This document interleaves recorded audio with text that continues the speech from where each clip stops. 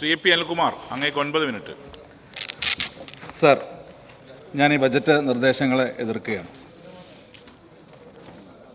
ഈ ബജറ്റ് എന്ന് പറയുമ്പോൾ യഥാർത്ഥത്തിൽ നമ്മുടെ ബജറ്റ് ഡോക്യുമെൻ്റ് എന്ന് പറയുന്ന ഒരു ആധികാരിക രേഖയാണ്. ആ ആധികാരിക രേഖയോട് പരമാവധി നീതി പുലർത്താൻ ഗവൺമെൻറ്റും ധനമന്ത്രിയും ശ്രമിക്കുക എന്നുള്ളത് എക്കാലത്തും ഉണ്ടായിട്ടുള്ള ഒന്നാണ്. പക്ഷെ നിർഭാഗ്യം എന്ന് പറയട്ടെ, ഈ ഒരു ബജറ്റ് അങ്ങനെ ആധികാരികമായിട്ട് ഒരു വിശ്വാസ്യതയില്ലാത്ത ഒരുപാട് കാര്യങ്ങൾ ഇതിനകത്തുണ്ട് എന്ന് പറയാതിരിക്കാൻ വയ്യ സർ. അങ്ങിവിടെ പറഞ്ഞു സാമ്പത്തികമായ ഞെരുക്കത്തിൻ്റെ തീക്ഷ്ണമായ ഘട്ടം അതിജീവിച്ചിരിക്കുന്നു എന്ന് പറഞ്ഞു. സാർ, ആ ഒരു ഘട്ടം അതിജീവിച്ചിട്ടുണ്ടെങ്കിൽ പാവം മൊഹ്സിൻ വളരെ പതുക്കെയാണ് പറഞ്ഞത്. ഏത് നമ്മുടെ ഭിന്നശേഷിക്കാരുടെ കാര്യമെങ്കിലും ഒന്ന് പരിഹരിക്കേണ്ടത്.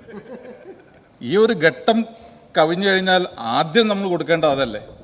പിന്നീട് പറഞ്ഞു ക്ഷേമ പെൻഷൻ, അതൊക്കെ വളരെ പതുക്കെയാണ്. അതിനു മുമ്പ് അദ്ദേഹം വളരെ ഉച്ചത്തിലാണ് പറഞ്ഞത് ക്ഷേമ പെൻഷൻ ഒന്ന് ഉയർത്തേണ്ടതെന്ന്. ഈ കാര്യങ്ങളില്ല സർ. സ്വാഭാവികമായും ഒരു ഗവൺമെൻറ്റിൻ്റെ ധനകാര്യ സ്ഥിതി മെച്ചപ്പെട്ട് കഴിഞ്ഞാൽ അത് സ്വാഭാവികമായും അതിൻ്റെ എല്ലാ സമൂഹത്തിൻ്റെ സംസ്ഥാനത്തിൻ്റെ വിവിധ തലങ്ങളിൽ പ്രതിഫലിക്കുക എന്നുള്ളത് എല്ലാവർക്കും അറിവുള്ള കാര്യമല്ലേ. അങ്ങ് സാമ്പത്തികമായി മെച്ചപ്പെട്ടു എന്ന് പറയുന്നു, ടേക്ക് ഓഫിന് തയ്യാറാവുന്നു. ആ ടേക്ക് ഓഫ് എടുക്കുമ്പോൾ തിരിഞ്ഞു നോക്കണം. സമൂഹത്തിലെ പാവപ്പെട്ടവനില്ല, പട്ടികജാതിക്കാരനില്ല, ന്യൂനപക്ഷങ്ങളില്ല, ഭിന്നശേഷിക്കാരനില്ല, ക്ഷേമ പെൻഷൻ വാങ്ങുന്നവരില്ല, അവരാരെയും കൂടാതെയുള്ളൊരു ടേക്ക് ഓഫാണ് നിങ്ങൾ നടത്തുന്നത്. ആരെയും നിങ്ങൾ കൊണ്ടുപോകുന്നില്ല. നിങ്ങളുടെ ഫ്ലൈറ്റിൽ നിങ്ങൾ 20 പേര്, മുഖ്യമന്ത്രി നിങ്ങൾ 20 പേരും മാത്രമേ ഉള്ളൂ. ആ ടേക്ക് ഓഫ് എന്ന് പറയുന്നത് 2026 ഈ സംസ്ഥാനത്ത് നിന്ന് പുറത്തു പോകാനുള്ളതാണ്, അല്ലാതെ ജനങ്ങൾക്ക് ഉപകാരപ്രദമായിട്ടുള്ളതല്ല സാർ. അതുപോലെ തന്നെ സാർ, ഞാൻ അങ്ങ് പറഞ്ഞു, ഞാനിപ്പോൾ ആലോചിക്കുന്നത് 2017 ആദ്യത്തെ ഇടക്കാല ബജറ്റ് തോമസ് ഐസക്ക് അവതരിപ്പിച്ചപ്പോൾ അദ്ദേഹം പറഞ്ഞു, തോമസ് ഐസക്ക് പറഞ്ഞൊരു കാര്യം, ഞങ്ങൾ റവന്യൂ കമ്മി വളരെ കുറച്ച് കൊണ്ടുവരും, ധനക്കമ്മി ഞങ്ങൾ കുറച്ച് കൊണ്ടുവരും. സാർ, 8 വർഷം കഴിഞ്ഞ് 9ാമത്തെ വർഷം നിങ്ങൾ ഇപ്പോൾ പറഞ്ഞു റവന്യൂ കമ്മി വളരെ കുറച്ചു, ധനക്കമ്മി കുറച്ചു എന്നാണല്ലോ അങ്ങ് പറഞ്ഞുകൊണ്ടിരിക്കുന്നത്. സാർ, യഥാർത്ഥത്തിൽ ഈ റവന്യൂ കമ്മിയും ധനക്കമ്മിയും ഒക്കെ എങ്ങനെയാണ് സാർ കുറച്ചത്? സാർ, ഈ സമയപരിമിതി കൊണ്ട് വിശദാംശങ്ങളിലേക്ക് പോകുന്നില്ല. സാർ, KP കണ്ണൻ എന്ന് പറയുന്ന സാമ്പത്തിക വിദഗ്ധൻ കോൺഗ്രസിൻ്റെ സഹയാത്രികനല്ല എന്ന് അങ്ങേക്കറിയാലോ. അദ്ദേഹം പറയുന്നു, ചെലവുകൾ സർക്കാരിനായി ഏറ്റെടുത്ത പ്രവൃത്തികൾ പൂർത്തിയാക്കിയ കരാറുകാർക്കും സ്ഥാപനങ്ങൾക്കും നൽകാനുള്ള 16,000 കോടി രൂപയും സാമൂഹിക പെൻഷൻ ഇനത്തിൽ 3 മാസത്തെ കുടിശ്ശികയായ 3,400 കോടി രൂപയും ശമ്പള പരിഷ്കരണ കുടിശ്ശികയായ 15,000 കോടി രൂപയും ഇതിലുൾപ്പെടുന്നു. ഈ പ്രധാന കുടിശ്ശിക ഈ വർഷത്തെ ചെലവിൽ ചേർത്താൽ റവന്യൂ കമ്മി സംസ്ഥാന വരുമാനത്തിൻ്റെ 4.98% സാർ, ബജറ്റ് പേപ്പറുകൾ പറഞ്ഞിരിക്കുന്ന 2.29% നിന്ന് അങ്കണവാടികളിലേക്കുള്ള പേയ്മെൻറ്റ്, സ്കൂളിലെ ഉച്ചഭക്ഷണം തുടങ്ങിയ മറ്റ് പേയ്മെൻറ്റ് ബാധ്യതകളും കൃത്യമായ വിശദാംശങ്ങളുടെ ആവശ്യമില്ലാത്തതിന് ഇവിടെ കണക്കാക്കില്ല.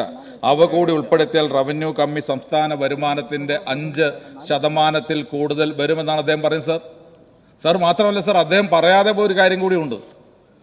പ്ലാൻ ഫണ്ട് ഏതാണ്ട് 50% വെട്ടിക്കുറയ്ക്കുമ്പോഴുണ്ടാകുന്ന അതിലൂടെ ലഭിക്കുന്ന സാമ്പത്തികമായ നേട്ടം അതും കൂടി ആകുമ്പോൾ സാർ 6% മുകളിൽ വരും യഥാർത്ഥത്തിൽ ചെലവഴിച്ചു കഴിഞ്ഞാൽ. അപ്പോൾ എന്തിനു വേണ്ടിയാണ് സാർ ഇത്തരം കണക്കുകൾ കാണിക്കുന്നത്? റവന്യൂ കമ്മി കുറച്ചു എന്ന് പറഞ്ഞതുകൊണ്ട് കാര്യമുണ്ടോ? ആ റവന്യൂ കമ്മി കുറയുമ്പോൾ ഏതെല്ലാം രീതി നമുക്ക് സാമ്പത്തികമായ വരുമാനം, നമുക്ക് നികുതി വരുമാനം നമുക്ക് കൂടിയോ? സാർ, ബഡ്ജറ്റിൻ ബ്രീഫ് അങ്ങ് നോക്കുക, അങ്ങനെയാണല്ലോ അത് ആദ്യം കാണുന്നത്. സാർ, എന്താ അതിനകത്ത് പറയുന്നത്? ഈ 2022, 2023 മുതൽ 2024, 2025 എത്തുമ്പോൾ വലിയ വർധന ഉണ്ടായിട്ടുണ്ടോ സാർ? നോൺ ടാക്സിന്റെ കാര്യത്തിലുണ്ടായോ? ഓൺ ടാക്സിന്റെ കാര്യത്തിലുണ്ടായോ? ഇല്ല.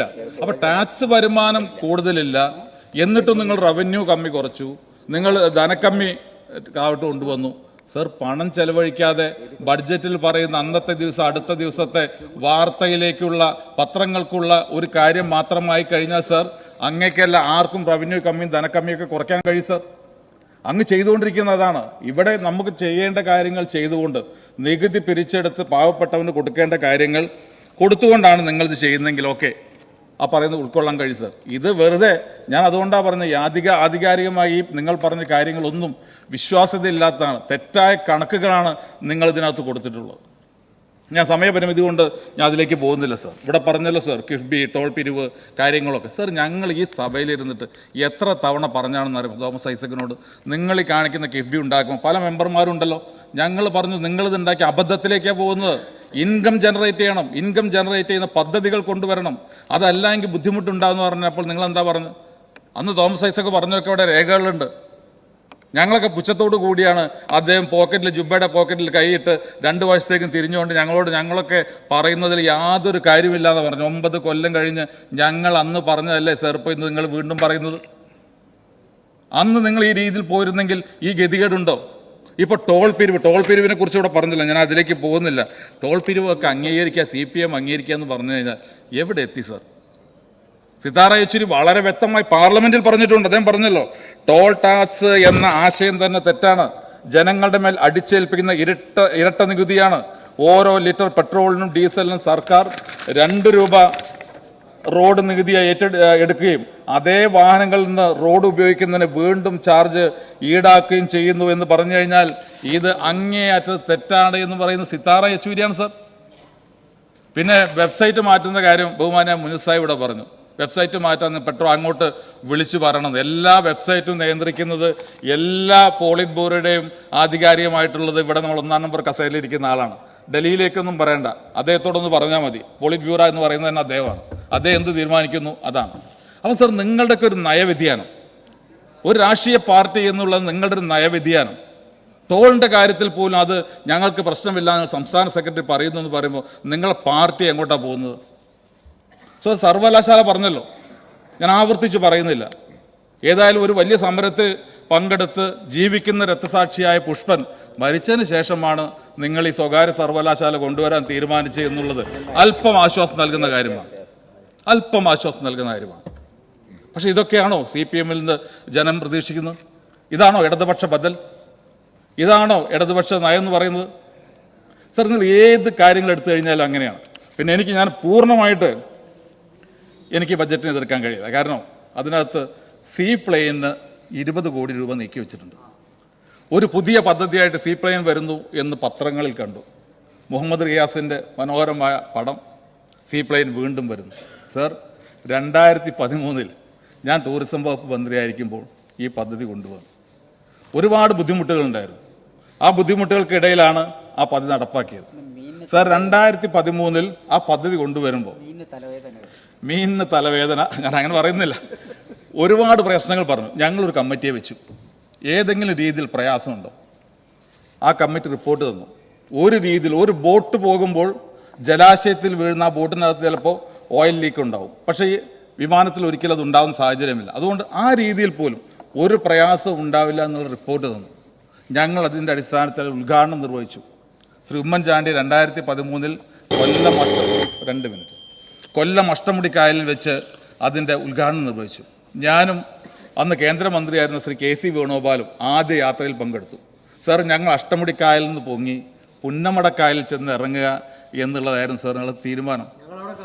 പുന്നമടക്കായലിൽ ശ്രീ വിഷ്ണു ഉൾപ്പെടെയുള്ളവർ അവിടെ കാത്തു നിന്നു. സാർ, ഞങ്ങൾക്ക് അവിടെ ലാൻഡ് ചെയ്യാൻ പറ്റിയില്ല. സാർ, ഇവിടെ അന്ന് പ്രധാനമായും CPI ഉൾപ്പെടെ അന്ന് വഞ്ചികൾ മുഴുവൻ ഞങ്ങൾ ലാൻഡ് ചെയ്യേണ്ട സ്ഥലത്ത് ആ കായലിൽ ഇറക്കി അവിടെ ലാൻഡ് ചെയ്യാൻ പറ്റാത്ത സാഹചര്യം ഉണ്ടായി. നിങ്ങൾ ആലോചിക്കണം. എന്നിട്ട് സാർ, ഇവിടെ നിന്ന് ഞങ്ങൾ പറന്നുപോയി വീണ്ടും ഞങ്ങൾ അഷ്ടമുടിക്കായലിൽ തന്നെ ഇറങ്ങേണ്ടി വന്നു. സാർ, ആ കിരീടം ആർക്കോ ആവട്ടെ, ഞാൻ നിങ്ങളോട് പറയട്ടെ, കേരളം എന്ന് പറയുന്നത് നമുക്ക് വാട്ടർ ബോഡി, ജലാശയങ്ങൾ ഇഷ്ടം പോലെയുണ്ട്. ഒരു തീരം മുഴുവൻ കടലാണ്. അത് പിന്നെ അഷ്ടമുടിക്കായൽ, പുന്നമടക്കായൽ കുറേ കായലുകളാണ്, കൂടാതെ തടാകങ്ങളുണ്ട്. നമുക്ക് ഏറ്റവും നന്നായി വിനിയോഗിക്കാൻ കഴിയുന്ന ഒന്നാണ് നമുക്ക് സീപ്ലെയിൻ. നിങ്ങളതുമായി മുന്നോട്ട് പോകണം, യാതൊരു സംശയം വേണ്ട. നിങ്ങളതുമായി മുന്നോട്ട് പോകാൻ സമയമില്ല, മുന്നോട്ട് പോകണം. പക്ഷെ മുന്നോട്ട് പോകുമ്പോൾ 2013 ഇത് ആരംഭിച്ചപ്പോൾ ഞങ്ങളെ പറപ്പിച്ചു കളഞ്ഞു നിങ്ങൾ.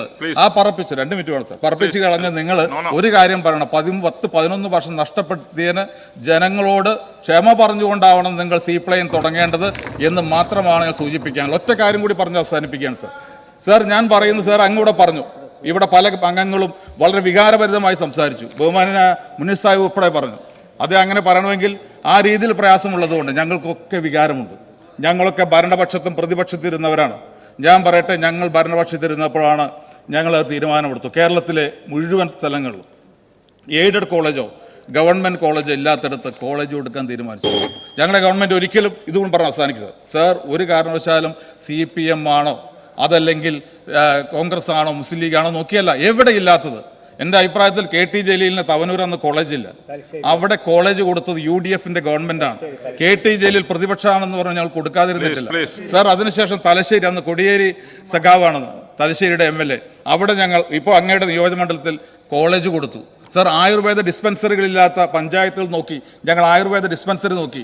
അത് കോൺഗ്രസ് ആണോ CPM ആണോ നോക്കിയില്ല, എവിടെയാണ് ഇല്ലാത്തത് അവിടെയാണ് നോക്കി കൊടുത്തത് സാർ. ഹോമിയോ ഡിസ്പെൻസറികൾ അങ്ങനെ ഇല്ലാത്തിടത്തൊക്കെ നോക്കി കൊടുക്കുമ്പോൾ ഞങ്ങൾ ഒരിക്കലും രാഷ്ട്രീയം നോക്കിയിട്ടില്ല. അവിടെ ജനങ്ങൾ, എല്ലാ വിഭാഗം ജനങ്ങളുണ്ട്. അതുകൊണ്ട് രാഷ്ട്രീയം നോക്കി ഞങ്ങൾ ഒട്ടനവധി കാര്യങ്ങൾ ചെയ്തു. ഞങ്ങൾ സമയപരിമിതി കൊണ്ട് അതിലേക്ക് പോകുന്നില്ല സാർ. കുറച്ചെങ്കിലും പ്രതിപക്ഷത്തിനോട് നീതി പുലർത്താൻ ഒരു ഗവൺമെന്റ് തയ്യാറാവേണ്ടത് ആ ഗവൺമെന്റിന്റെ ധാർമ്മികമായ ബാധ്യതയാണ് സാർ. ആ ബാധ്യത ഏറ്റെടുക്കാൻ ഈ ഗവൺമെന്റിന് കഴിയുന്നില്ല എന്ന് പറയുന്നത് അങ്ങേയറ്റം വേദനാജനകമാണ് എന്നുള്ളതുകൊണ്ട് തന്നെ സാർ, ഒരിക്കൽ കൂടി ഞാൻ ഈ ബജറ്റിനെ ശക്തമായി എതിർക്കുകയാണ് സാർ.